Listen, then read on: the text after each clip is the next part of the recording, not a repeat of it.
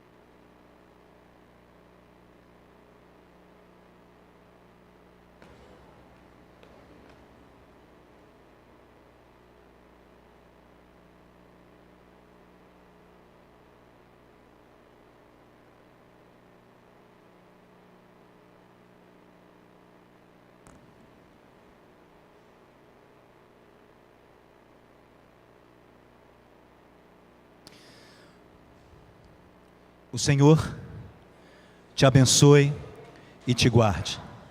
O Senhor faça resplandecer o seu rosto sobre ti e tenha misericórdia de ti.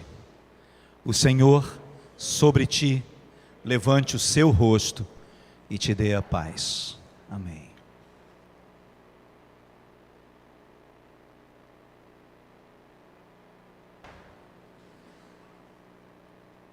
Como falei para os irmãos no início, há muitos irmãos nossos que estão viajando, outros irmãos que estão recebendo visitas. Esse mês é um mês de movimento na cidade, não é? Mas é muito bom ver de novo o Pedrão e a Sol, é muito bom ver a Elzinha e os seus meninos, muito bom ver a Lili.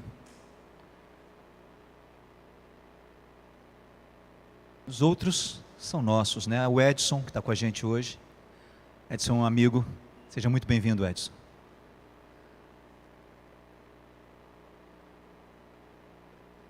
Você não é mais visitante, você tem cara de que já é de casa, né? Nilva está em Vila Rica e você está aqui com a gente, você é de casa. O que mais me deixa encantado e de fato com o coração alegre por nossa congregação é que a gente tem esse jeitão de que as pessoas chegam e vão ficando. Elas não precisam de muita coisa, basta se sentir em casa. Foi assim com o Marquinhos, uma hora ele falou, quero me batizar e está com a gente. Tem sido assim com o Antônio. Antônio? Seu nome? Francisco. Acho que errei o Chico. Errei pelo Chico. Francisco. E tantos outros irmãos que têm estado conosco e vão chegando e se tornam de casa. Felipe, está com a gente, também foi assim, foi chegando, coisa de casa. Muito bom.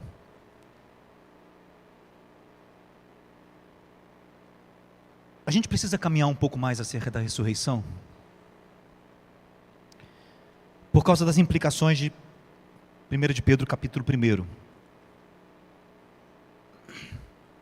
apóstolo Pedro nos diz que nós fomos gerados de novo para uma viva esperança, ou para uma esperança viva, pela ressurreição de Jesus Cristo. Repita comigo: gerados de novo para uma esperança viva, pela ressurreição de Jesus. Quem nos gerou de novo? E para que fomos gerados de novo?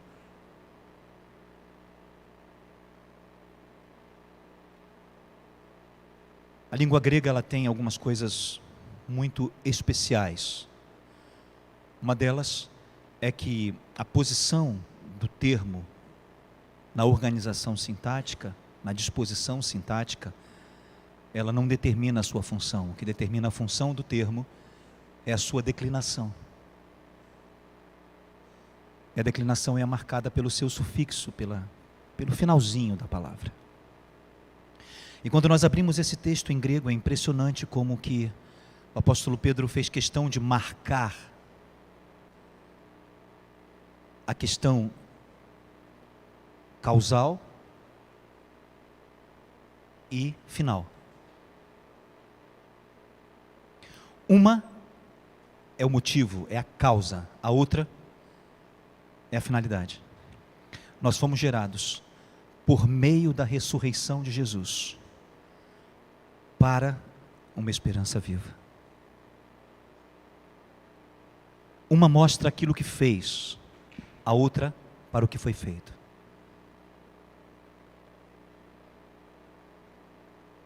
E essa realidade da esperança viva que nós temos é a esperança que tem a ver com tudo que já temos recebido e recebemos por fé naquilo que foi feito. Temos esperança naquilo que é,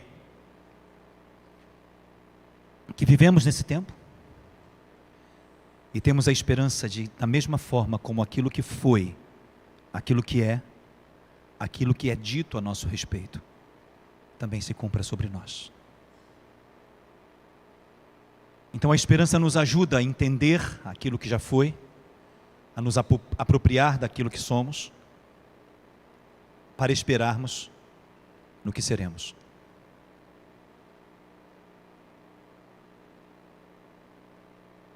Me chama muita atenção, e eu volto sempre nesse ponto,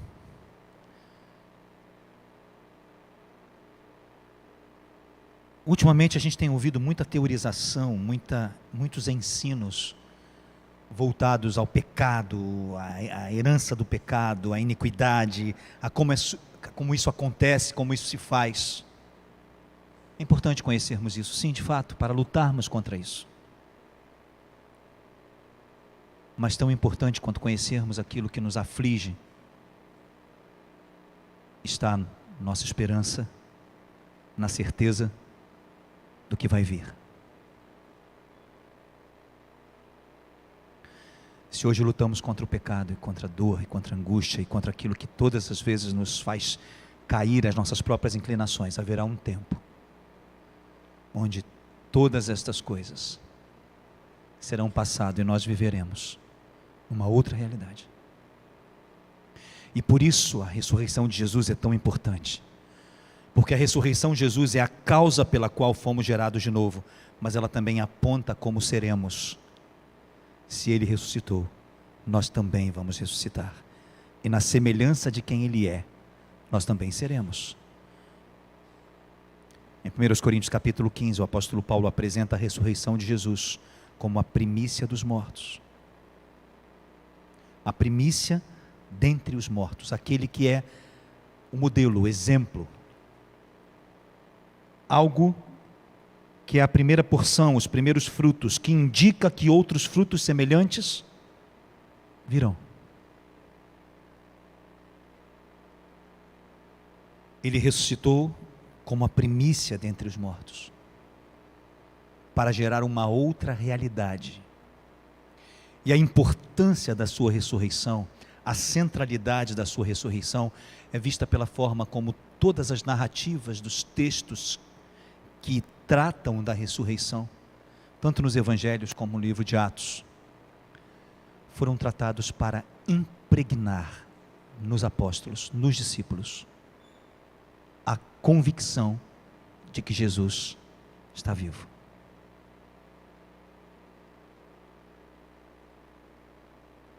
Já trabalhamos algumas porções do pão diário, onde isso foi trabalhado abundantemente. Se os irmãos tiveram percepção, observaram isso. As narrativas dos textos dos evangelhos vão demonstrando como Jesus fez questão de, durante 40 dias, depois da sua ressurreição, estar gerando com os discípulos uma relação e um aprofundamento da convicção da sua ressurreição. Já tinham parado para pensar nisso? As narrativas, Mateus, Marcos, Lucas e João, apontam para uma ressurreição que não foi silenciosa. foi uma ressurreição que foi feita para marcar, de alguma forma, a convicção experiencial dos discípulos. Fiquei muito feliz de ouvir isso do pastor Orenci na semana passada, de que a oração do Pai Nosso é de fato uma realidade experiencial. A ressurreição é, da mesma forma, algo que Jesus quis marcar na vida dos discípulos, daqueles que andavam com Ele, de forma experiencial. Vamos abrir alguns textos? Eu disse para vocês que abriríamos textos e nós vamos abri-los hoje. Não vou me incomodar com as leituras. Quero pedir aos irmãos que estão viajando que possam depois comunicar-se com outros, né, para que assistam essa live. Essa live será um ponto de partida de uma série de entendimentos. Se você puder assisti-la de novo em casa, ministração de hoje, pelo menos mais uma ou duas vezes, seria muito interessante. E os irmãos que não estão conosco, apressem-se a ouvir e a ver. Mateus capítulo 28.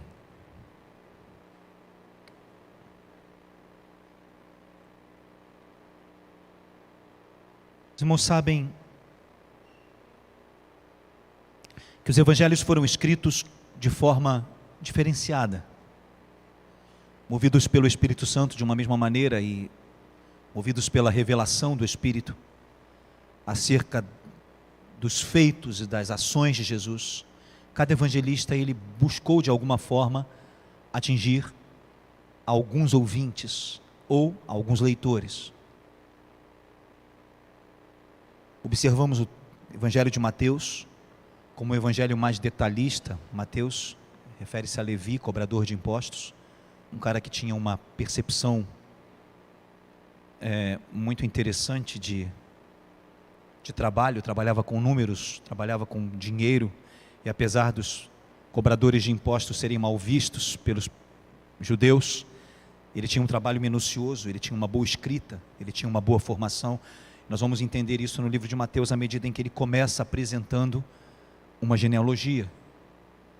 Ele começa mostrando um Jesus que veio dentre os judeus. Se você pegar o evangelho de Marcos, você vai ver que o evangelho de Marcos ele é mais chutado, ele é mais direto. Ele não faz tantos rodeios e nem tantas formações linguísticas, tanta estrutura linguística. Acredita-se que o evangelho de Marcos foi retirado das mensagens, das ministrações de Pedro. O evangelho de Lucas foi escrito como um tratado. Ele vai dizer, escrevendo esse tratado a Teófilo, meu amigo, alguém que eu quero escrever, eu vou dispor para você as coisas que aconteceram com Jesus. Então Lucas, ele é minucioso. Lucas era médico. Ele é minucioso nesse processo de descrever algumas coisas, de detalhar algumas coisas. João, quando escreve o seu evangelho, ele escreve para combater algumas heresias que já estavam presentes na igreja. Então nós vamos encontrar João sendo objetivamente pragmático, mostrando de fato que Jesus é Deus e homem, 100% Deus, 100% homem. E todo o processo que envolveu a encarnação, o fato de Deus ter se feito gente em Cristo Jesus, e na glorificação de Jesus ter retomado a sua glória e toda a sua divindade. Nós vamos encontrar detalhes diferentes nessas narrativas, que não são oposições, são complementos.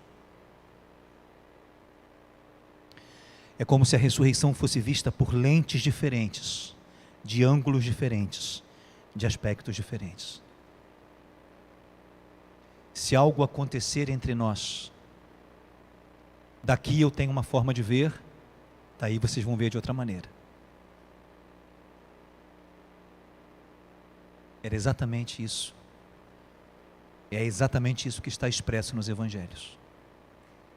A forma como o Espírito Santo foi cuidadoso em nos dar 4 visões distintas de um mesmo fato, no mesmo momento, visto por ângulos e com informações diferentes.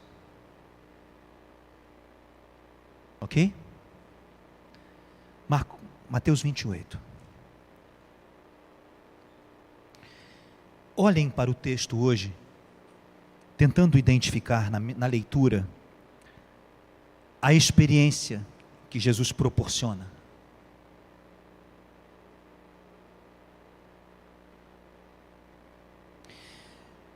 No fim do dia de sábado, quando já despontava o primeiro dia da semana, lembrando que é interessante observar isso, porque os judeus contam os dias a partir das horas do dia e das vigílias da noite.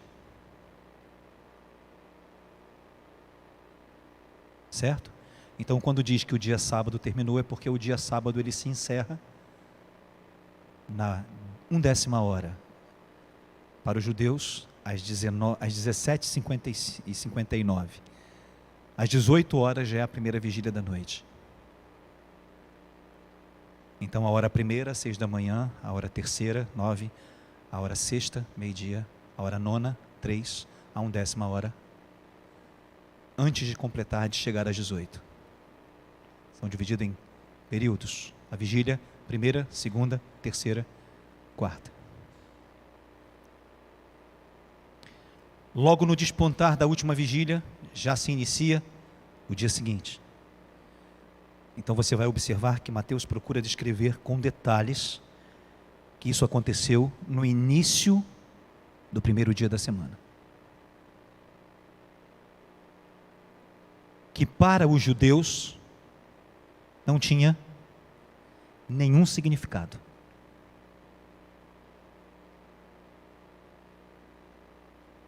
Eu vejo às vezes as pessoas batalhando, brigando com essa questão de sábado.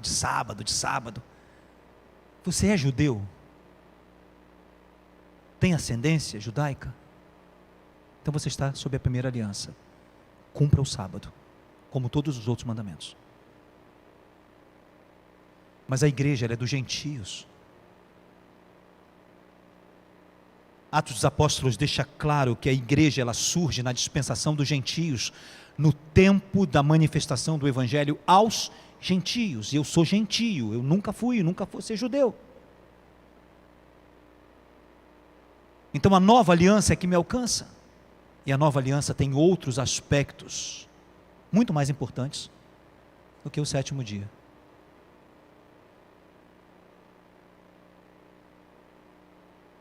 Então é simples. Você tem ascendência judaica? Guarde o sábado e toda a primeira aliança. Não tem? Não. Leia Atos 15. Quando a igreja se reúne, existe um concílio, Tiago preside esse concílio, e há um questionamento para se perguntar se deveria se guardar ou não o sábado, e as coisas que eram impostas, como a circuncisão e as festas, e o que se pediu aos que estavam sendo transformados por Jesus entre os gentios, é que se guardasse do sangue, da carne sacrificada e da prostituição.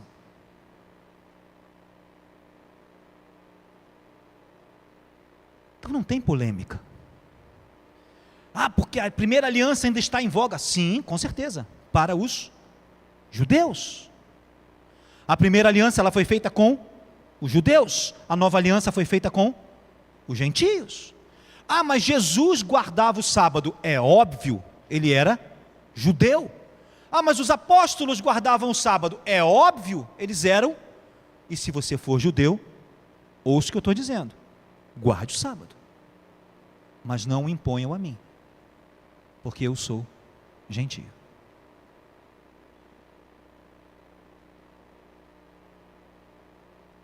Ok? É muito simples de entender.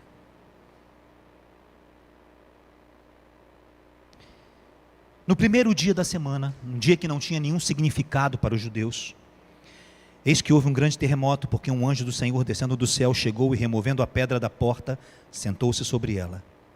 O seu aspecto era como um relâmpago e suas vestes brancas como neve. E os guardas, com medo dele, ficaram muito assombrados e como mortos. Mas o anjo, respondendo, disse às mulheres, porque as mulheres tinham ido, Maria e Maria Madalena, foram ao sepulcro logo no primeiro dia da semana. Então esse anjo aparece e fala com as mulheres. Não tenhais medo, pois eu sei que buscais a Jesus que foi crucificado. Ele não está aqui, porque já ressuscitou, como ele havia dito. Vinde e vede o lugar onde o puseram, onde ele estava, onde jazia. A primeira experiência, o anjo chama as mulheres para verem o lugar onde ele estava. Olhem, ele não está mais aqui.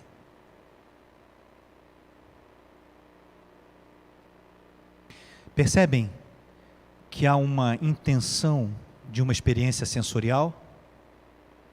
Não apenas ouçam o que eu digo, entrem no sepulcro, vejam onde ele estava. Ele não está mais aqui. Reparem a marcação de experiência. Está claro isso para vocês? Está então entendendo o que eu gostaria que a gente visse nessa noite?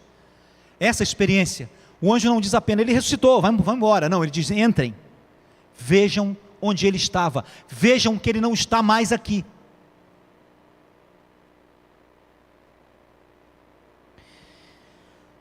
E ele continua dizendo, e depois, imediatamente, diz aos seus discípulos, que já ressuscitou dentre os mortos, e eis que ele vai adiante de vós para a Galileia, e ali o vereis. Eis que vos tenho dito. Então ele diz, existem orientações para que vocês, crendo que ele ressuscitou, encontrem com ele na Galileia. Mais uma possibilidade de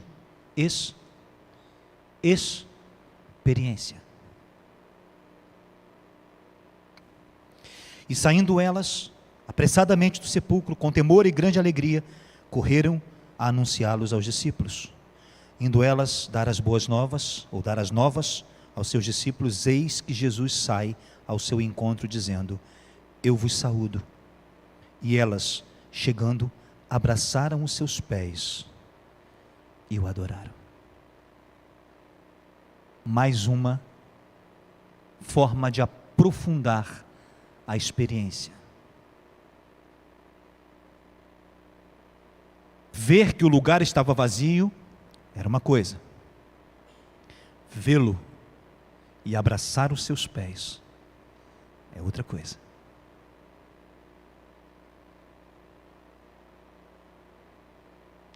Porque era importante que a experiência com Cristo ressurreto fosse massificada, impregnada nos discípulos. Porque o apóstolo Paulo diz que se ele não ressuscitou, é vã a nossa pregação e é vã a nossa fé. Talvez a grande diferença entre a nossa geração e a primeira geração é a plena convicção de que ele está vivo e ele não é um espírito desencarnado. Ele não é um espírito de luz. Ele é Deus feito homem, que morreu e está vivo. Ressuscitou com o mesmo corpo. Pôde ser tocado, elas abraçaram os seus pés. Pôde ser visto, elas o identificaram, elas o reconheceram. Elas o adoraram. Entendem isso? Não é apenas de ouvir dizer. A experiência é pessoal. A experiência com Cristo ressurreto, ela é próxima. Aqueles que são um pouquinho mais perceptivos já entenderam onde vamos chegar.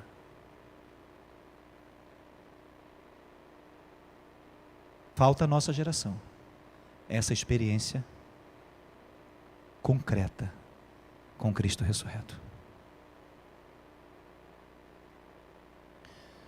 Tenho lido testemunhos Eu, pessoalmente, já li mais de 10 deles. Principalmente ocorrendo no Oriente Médio e na África, onde Jesus pessoalmente tem se apresentado a algumas pessoas.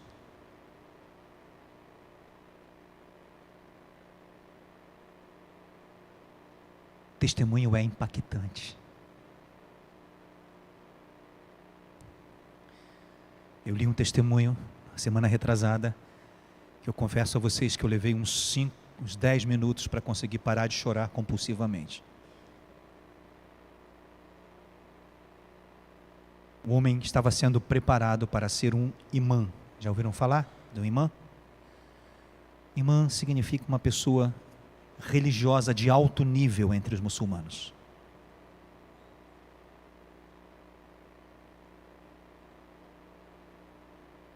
Riquíssimo. Ele teve um encontro pessoal com Jesus.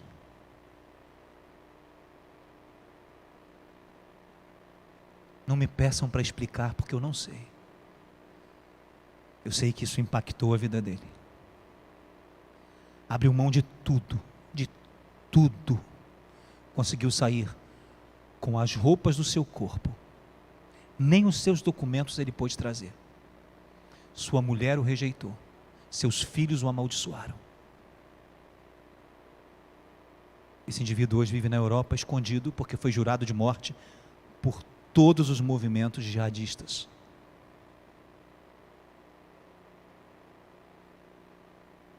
Como explicar um indivíduo deixar riqueza, dinheiro, família, meio, herança? Só pode ter sido uma experiência muito impactante. Não estamos falando da primeira geração.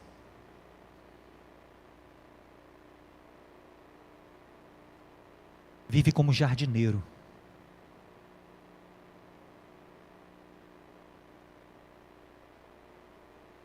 E a última coisa que ele disse é que Jesus tirou a vida dele para dar vida para ele.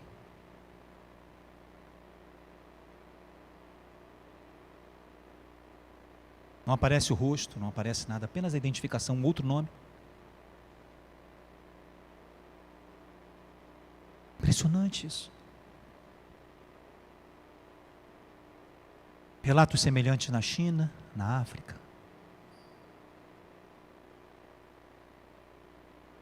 No Irã. No Iraque. Nos Emirados Árabes. Na Palestina.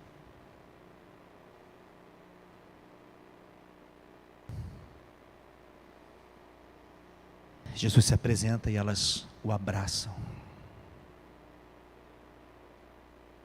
Essas mulheres correm para contar o que aconteceu.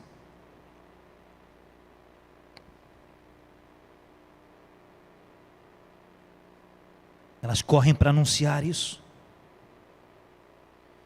Que Jesus poderia ser visto de novo.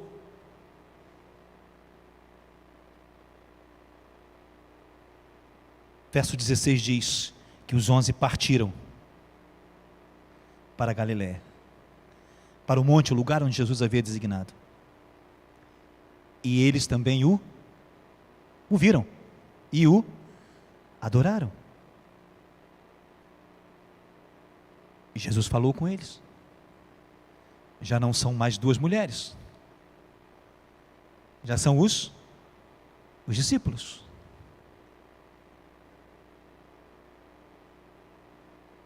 Marcos.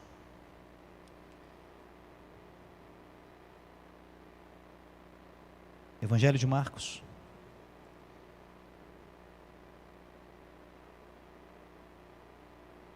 Capítulo 16.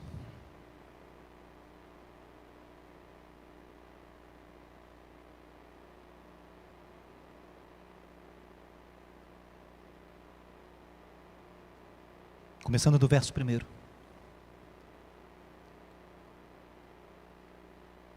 Percebam outra perspectiva, outro ângulo do mesmo fato. E passado o sábado, Maria Madalena e Maria mãe de Tiago e Salomé compraram aromas para irem ungí-lo. No primeiro dia da semana, foram ao sepulcro de manhã, logo cedo, ao nascer do sol. E diziam umas às outras: quem revolverá a pedra da porta do sepulcro? E olhando, viram que já a pedra estava revolvida, e ela era muito grande.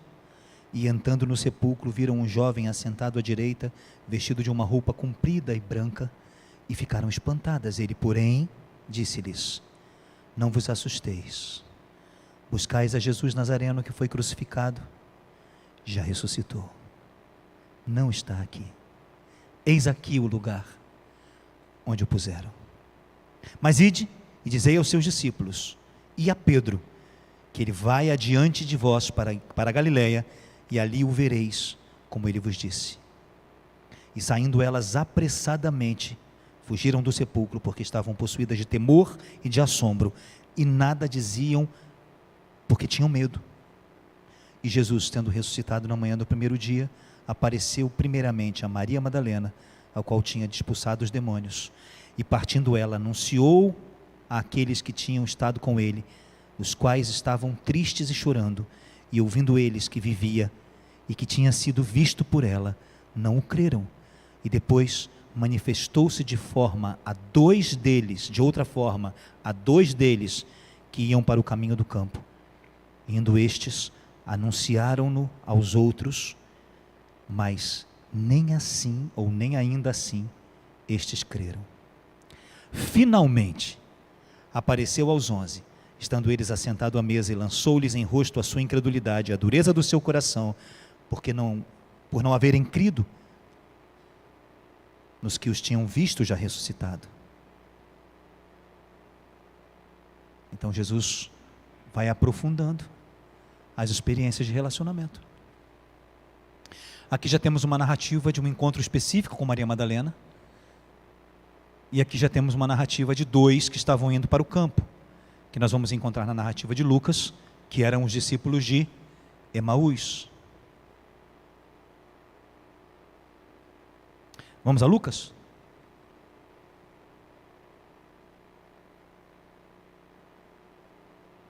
Capítulo 24. Eu não tenho nenhuma pressa. A hora que terminar, continuamos na semana que vem. Se isso não entrar no nosso coração, é vã a nossa pregação e é vã a nossa fé. Se a nossa convicção e a nossa relação com a ressurreição não for aprofundada, o que resta, na verdade não resta. Fica nada.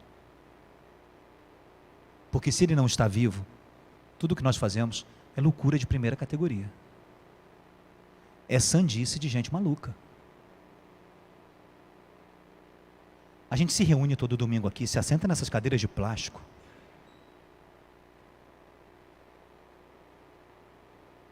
Toca, canta, dança, levanta o corpo. Se ele não está vivo, nada disso é verdadeiro. Se ele não está vivo, nada disso tem sentido.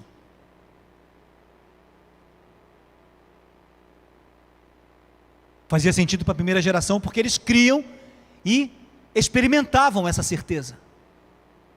Isso dava a eles uma esperança viva.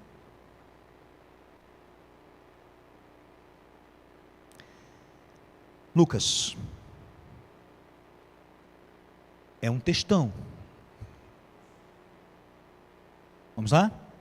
No primeiro dia da semana, muito de madrugada, foram elas ao sepulcro, levando especiarias que tinham preparado, e algumas outras com elas.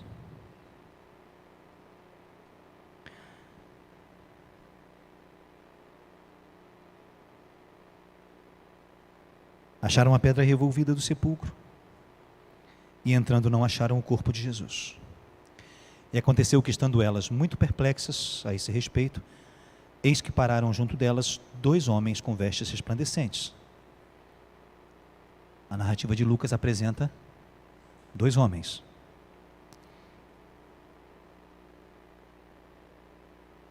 E estando elas muito atemorizadas e abaixando o rosto para o chão, eles lhes disseram: por que buscais o vivente entre os mortos?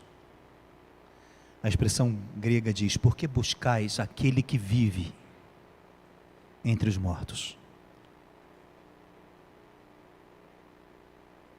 Não está aqui, mas ressuscitou. Lembrai-vos que ele vos falou, estando ainda na Galileia, dizendo: convém que o Filho do Homem seja entregue nas mãos dos homens pecadores, seja crucificado e ao terceiro dia ressuscite. E lembraram-se das suas palavras, e voltando do sepulcro, anunciaram todas essas coisas aos 11 e aos demais. E eram essas mulheres, Maria Madalena, e Joana, e Maria, mãe de Tiago. E as outras que com ela estavam, as que diziam estas coisas aos apóstolos. E as suas palavras lhe pareciam como desvario, como devaneio, e não creram. Porém, Pedro, levantando-se, correu ao sepulcro, e abaixando-se viu os lençóis ali postos, e retirou-se admirando consigo aquela coisa, ou aquele caso. E eis que no mesmo dia iam 2 deles para uma aldeia, que distava de Jerusalém 70 estádios, cujo nome era Emaús, e iam falando entre si de tudo aquilo que havia sucedido. Reparem que a narrativa de Lucas diz que existiam outras mulheres que estavam com elas. Eram 2 varões. E que Pedro, logo depois de saber, correu para o sepulcro para ver o que tinha acontecido e viu que o lugar estava vazio. Vai se aprofundando. Jesus aparece então a esses 2 que vão no caminho. E a experiência com esses 2 é interessante, porque ele vai falando de tudo o que aconteceu, caminhando com eles. Os irmãos conhecem o texto, né?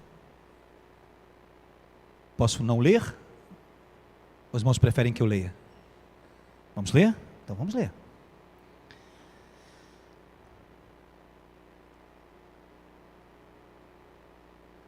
Eis que no mesmo dia, verso 13, 2 deles iam para uma aldeia, que distava de Jerusalém 70 estádios, cujo nome era Emaús, e iam falando entre si de tudo aquilo que havia sucedido. E aconteceu que, indo eles, falando entre si, e fazendo perguntas um ao outro, ao mesmo Jesus se aproximou e ia com eles. Um papo animado, de repente, um terceiro se aproxima. Mas os olhos deles estavam como que fechados, para que não... Aí vem algumas perguntas como aquela: mas os Emaús não reconheceram ele, os olhos estavam fechados. E ele lhes disse: que palavras são essas que vão caminhando e trocando entre vós? Por que vocês estão tristes? E respondendo um, cujo nome era Cleopas, disse: és tu só peregrino em Jerusalém? Não sabes as coisas que nela têm sucedido nesses dias? E ele lhes perguntou: quais? E eles lhes disseram: as que dizem respeito a Jesus Nazareno, que foi homem profeta, poderoso em obras e em palavras, diante de Deus e de todo o povo, e como os principais dos sacerdotes e os nossos príncipes o entregaram à condenação, e o crucificaram com morte de cruz. E nós esperávamos que fosse ele que remisse Israel, mas agora, sobre tudo isso, já que hoje é o 3º dia, desde que essas coisas aconteceram, é verdade que também algumas mulheres dentre nós se maravilharam, os quais na madrugada foram ao sepulcro e não achando o seu corpo, voltaram dizendo que também tinham visto uma visão de anjos, e dizem que ele vive. E alguns dos que estavam conosco foram ao sepulcro e também acharam assim, como as mulheres haviam dito, porém, eles não o viram. Ele lhes disse: ó nécios, tardios de coração, para crer tudo o que os profetas disseram. Porventura não convinha que o Cristo padecesse estas coisas e entrasse na sua glória? E começando por Moisés, Jesus começou a explicar todos os profetas e explicava-lhes o que dele se achava em todas as escrituras. Há uma referência às escrituras em Moisés e os profetas, aquilo que era escritura para os judeus. E chegaram à aldeia por onde iam, e ele fez como quem ia passar adiante. E então eles o constrangeram, dizendo: fica conosco, já é tarde, já é de noite.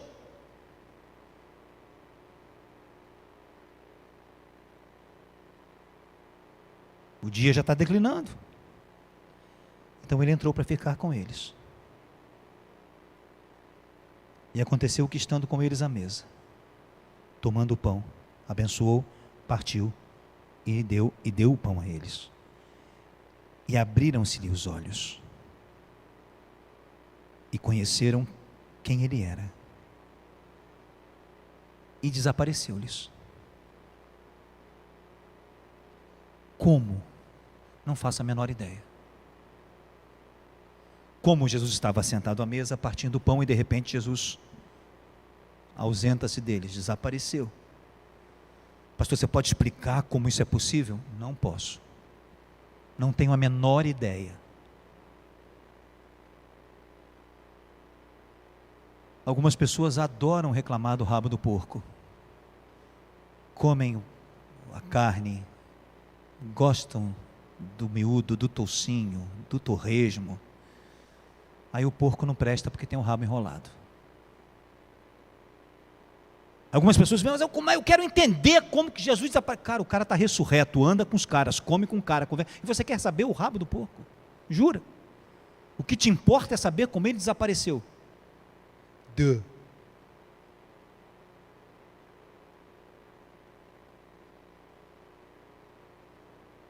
Não, porque se eu não souber como Jesus desapareceu, lasque-se. Ué, se você quer saber disso, procure quem saiba.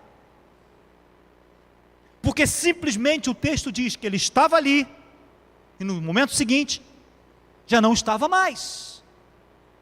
Agora, prestem atenção no que a experiência com Cristo ressurreto fez com os de Emaús. Prestem atenção.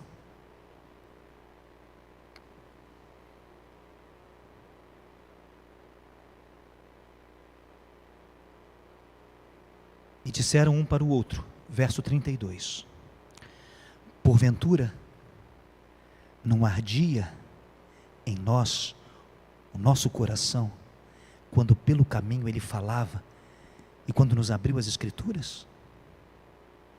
E na mesma hora, levantando-se, tornaram para Jerusalém, e acharam congregados 11, e os que estavam com eles, os quais diziam, ressuscitou verdadeiramente o Senhor, e já apareceu a Simão. Olhem só, eles vão a Emaús, Jesus está lá, quando eles voltam, já havia notícia de que ele havia se apresentado a Pedro. A coisa vai se espalhando, a experiência vai aumentando, isso vai sendo colocado intrinsecamente dentro dos discípulos. Ele está vivo, ele está vivo, ele está vivo, entendem isso? Dá para entender porque eles morreram por esse evangelho? Porque essa ressurreição era viva. Eles tocaram alguém que estava morto, eles falaram com quem estava morto, eles ouviram com quem estava morto, e agora não estava mais morto.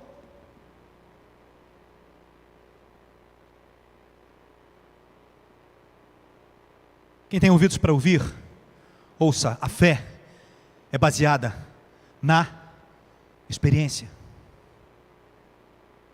Se você não experienciar a fé, se você não torná-la dinâmica, a fé que não opera obras, a fé que não é dinâmica, é fé de demônios, já diz o Tiago. O apóstolo Tiago, o autor de Tiago, da carta ao Tiago, diz que os demônios creem e estremecem. Mas a fé deles é morta, é uma fé que não produz dinâmica, que não gera experiência. O coração deles arderam, o coração deles ardia enquanto Jesus falava, e eles saíram de noite, voltaram para Jerusalém, e quando chegaram em Jerusalém já havia uma outra conversa. Realmente Jesus está vivo, já apareceu para Simão. Então agora, como Simão disse que é, acabou. Pobre das mulheres, né? Para as mulheres era um devaneio. Agora Pedro viu, tá tudo bem, né? Pedro, né?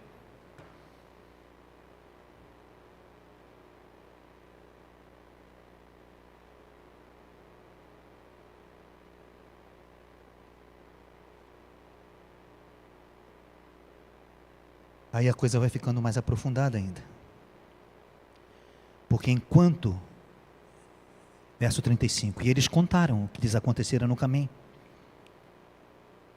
e como deles fora conhecido no partir do pão. E eles ainda estavam falando estas coisas, quando Jesus apresentou-se no meio deles, e disse, paz seja convosco. E eles, espantados, e atemorizados pensavam que viam um espírito, uma visão, algo sobrenatural. Oi? Um fantasma. Olha só, já sabiam que ele estava vivo, mas quando a experiência chegou, opa! Ouvir falar é uma coisa, né? Ter o cara aqui no meio da gente, um negócio que estava morto e agora, não, mas... Quem é o primeiro a vazar? O último, apaga a luz, fecha a porta.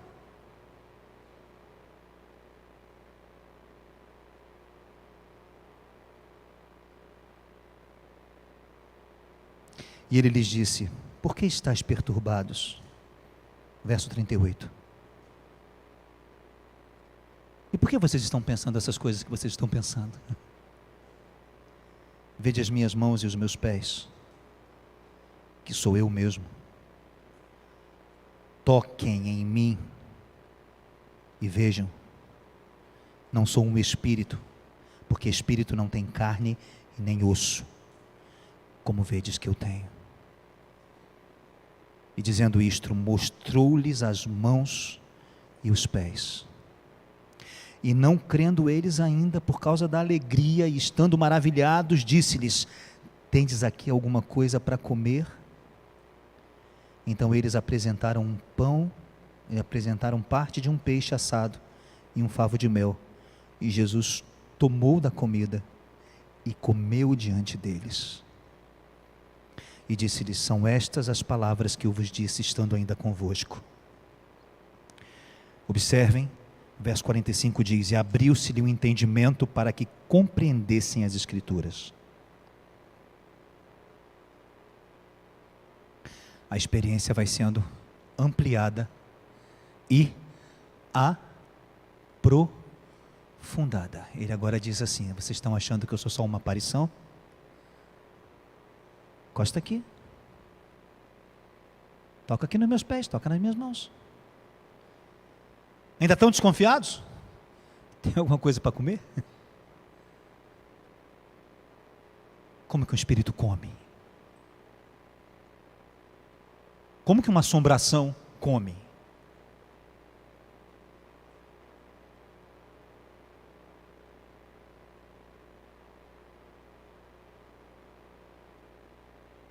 A experiência abriu o entendimento deles. Eles foram sendo recordados daquilo que já havia sido escrito e do que Jesus havia dito para eles. Não estão entendendo?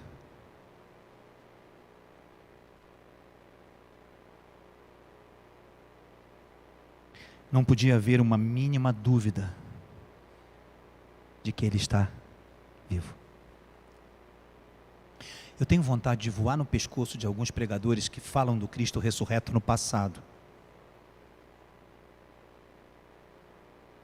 Porque Jesus estava entre os discípulos e estava vivo. Estava. Ele está vivo. Tem essa conversa de estava? Morreu depois?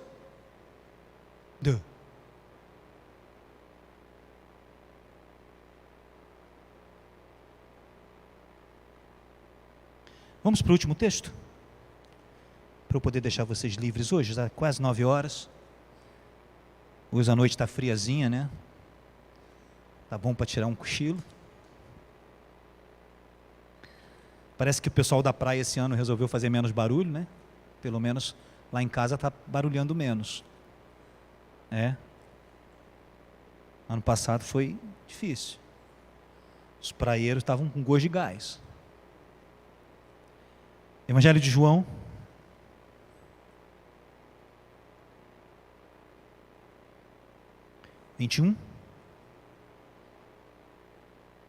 Perdão, 20. Posso dispensar a parte das mulheres que foram no sepulcro? Já está mais do que massacrante, né? Massificado na cabeça isso, né? Aquela história de que elas abaixaram, viram onde o corpo dele estava, os lençóis que o embrulhavam, e elas correram para contar. Falaram com Simão Pedro, Simão também foi lá, viu.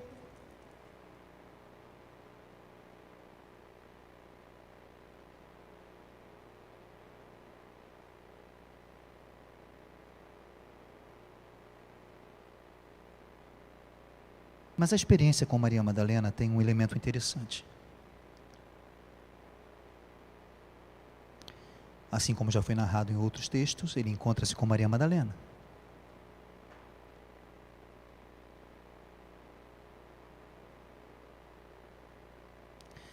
Maria estava chorando, verso 11, fora junto ao sepulcro. Estando ela chorando, abaixou-se para o sepulcro e viu 2 anjos vestidos de branco, sentados onde jazia o corpo de Jesus, em uma cabeceira e outro nos pés. E disseram-lhe eles: mulher, por que choras? E ele lhes disse: porque levaram o meu Senhor e eu não sei aonde o puseram. Ela disse: levaram o meu Senhor e eu não sei onde o puseram. E tendo dito isto, voltou-se para trás e viu Jesus em pé. Mas não teve percepção, não sabia que era Jesus. E disse-lhe Jesus: mulher, por que choras? Quem buscas? E ela, cuidando que era o jardineiro lá, o hortelão, disse: Senhor, se tu o levaste, dize-me onde o puseste, eu o levarei. Jesus disse: Maria. E ela, voltando-se a ele, disse: mestre. Disse-lhe Jesus: não me detenhas, porque ainda não subi para meu Pai. Mas vai para os meus irmãos e dize-lhes que eu subo para o meu Pai, que é vosso Pai, e meu Deus, que é vosso Deus. Aí começa um negócio diferente. Porque começam as expressões do Cristo ressurreto. A primícia dos mortos diz que agora Ele não é apenas meu Pai, Ele é vosso Pai. E Ele não é apenas meu Deus, Ele é vosso Deus. E agora, não apenas de fato, mas também de direito. Porque a sua ressurreição foi para nos gerar de novo, como filhos de Deus, nascidos não da carne, nem do sangue, mas do Espírito. Essa experiência com a ressurreição, ela é de natureza espiritual. Eles viram, eles tocaram, eles ouviram, eles estiveram com Jesus. Jesus comeu diante deles, aprofundou a experiência, a certeza de que Ele estava vivo. Mas receber a ressurreição não é na cognição, é no Espírito. Então Ele diz: vai e diz aos meus irmãos que o Cristo ressuscitou. Depois Jesus aparece aos discípulos, que é aquilo que está narrado muito bem em Lucas. E aí João estende uma experiência diferente, que foi a experiência de Tomé. Porque Tomé não estava quando os 12 estavam reunidos, eram só os 11, mais alguns. Então, quando chegam e dizem para Tomé que Jesus ressuscitou, ele diz: não acredito não. Vocês estão tudo chapado. Vocês estão viajando, não é possível.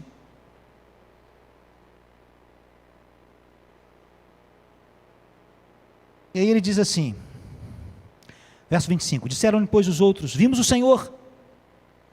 Mas ele lhes disse: se eu não vir o sinal dos cravos nas suas mãos, e se eu não puser o dedo no lugar dos cravos, e não puser a minha mão no seu lado, de maneira nenhuma eu crerei. 8 dias depois, estavam outra vez os seus discípulos dentro do cenáculo, no ambiente de reunião, e com eles estava Tomé, e Jesus chegou. Estando ainda as portas fechadas, apresentou-se no meio deles, dizendo: paz seja convosco. Depois disse a Tomé: põe aqui o teu dedo, e vê as minhas mãos, e chega a tua mão, e põe no meu lado, e não sejas incrédulo, mas creia.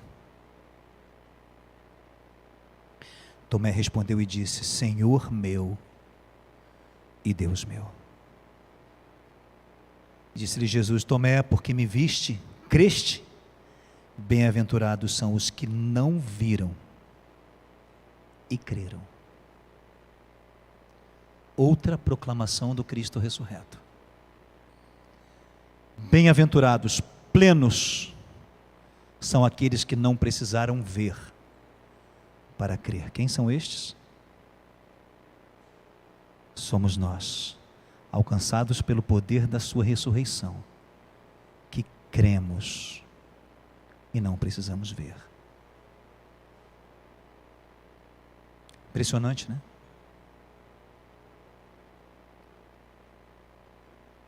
O que vai acontecer no capítulo 21, a gente vai trabalhar na semana que vem. Porque a aparição junto ao mar de Tiberíades é uma aparição mais ampla, descrita por João. Pelo menos 3 questões interessantes. Jesus apresenta-se no meio deles, Jesus os chama, Jesus come com eles. E essa experiência vai sendo aprofundada neles. De tal forma que eles não podiam negar que ele estava vivo, ou que ele está vivo. Vocês não estão entendendo onde a gente vai chegar, né? Coisas que olhos não viram, ouvidos não ouviram, e não subiram ao coração do homem, são as que Deus tem preparado para aqueles que o amam. Ver Jesus com olhos espirituais, tocar Jesus com sentidos espirituais, ouvir Jesus com ouvidos espirituais, e se relacionar com a ressurreição, com o nosso espírito, não com os nossos sentidos físicos. Porque a ressurreição não se entende na cognição, mas no... Por isso Jesus quis aprofundar a experiência da sua ressurreição nos discípulos. Muito mais do que provar que ele tinha um corpo físico, foi provar que ele está vivo. Eu lamento que algumas igrejas tratem disso apenas na semana chamada Santa.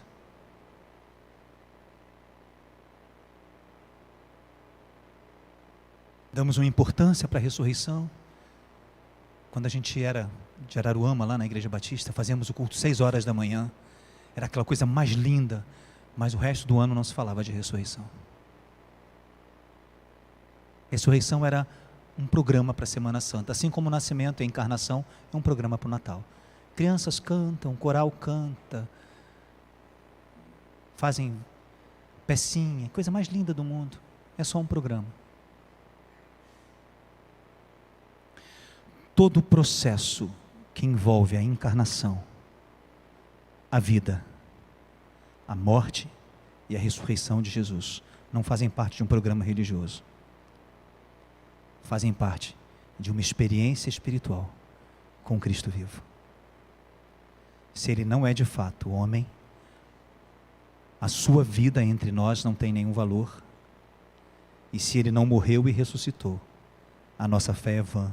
E a nossa pregação também.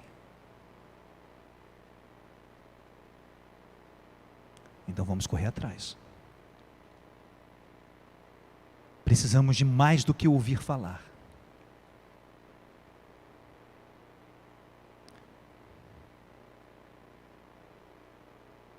Quero fechar essa noite provocando vocês com a expressão da primeira carta de João. Vamos ficar de pé, porque vamos orar e já vamos terminar. Enquanto isso, os meninos podem vir?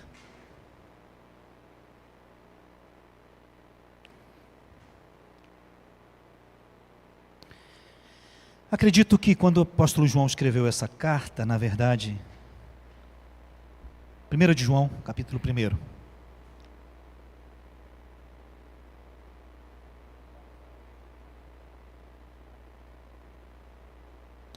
O que era desde o princípio, o que vimos e ouvimos com os nossos olhos, que vimos com os nossos olhos e ouvimos, o que também temos contemplado e as nossas mãos tocaram acerca do verbo da vida. Reparem, ele diz, o que no princípio ouvimos O que vimos com os nossos olhos, o que contemplamos, ele faz uma diferença entre ver e contemplar.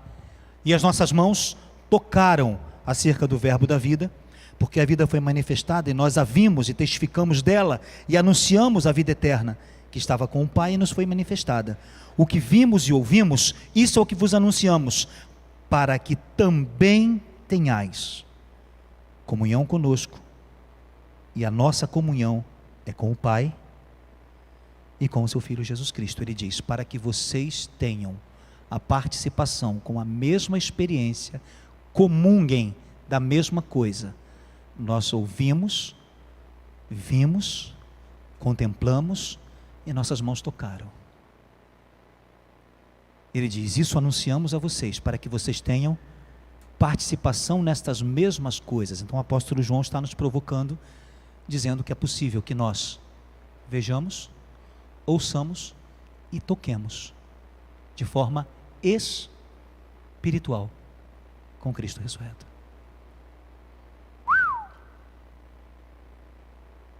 Isso não é fantasia, isso é evangelho.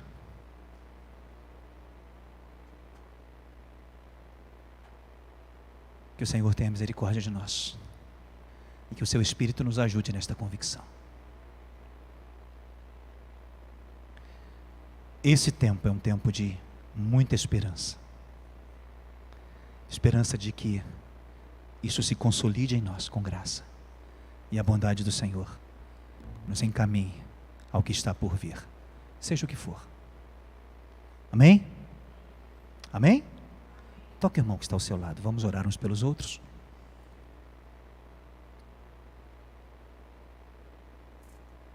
Clame que o Espírito ajude você a receber isso em seu espírito, no seu cognitivo não, no seu espírito. Porque as experiências provêm do Espírito.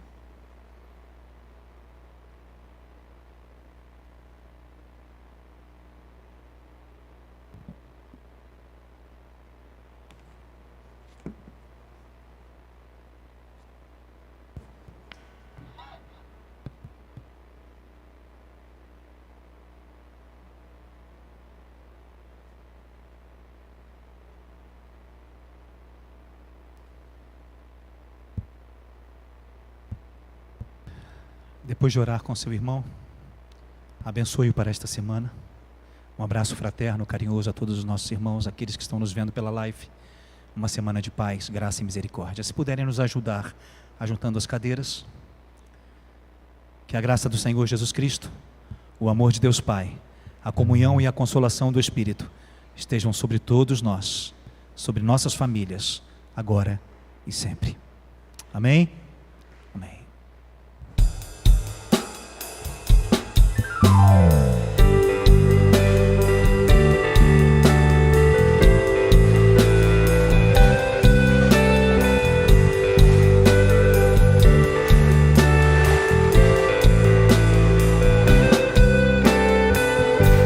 Senhor, Tu és minha herança,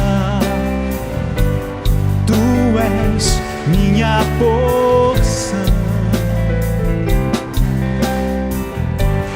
Em Ti eu tenho segurança, amado do meu coração. Tu és tudo que eu quero, és tudo que eu preciso. Tu és tudo pra mim, Jesus. És tudo que eu quero, Tu és tudo que eu quero, és tudo que eu preciso. Tu és tudo pra mim, Jesus.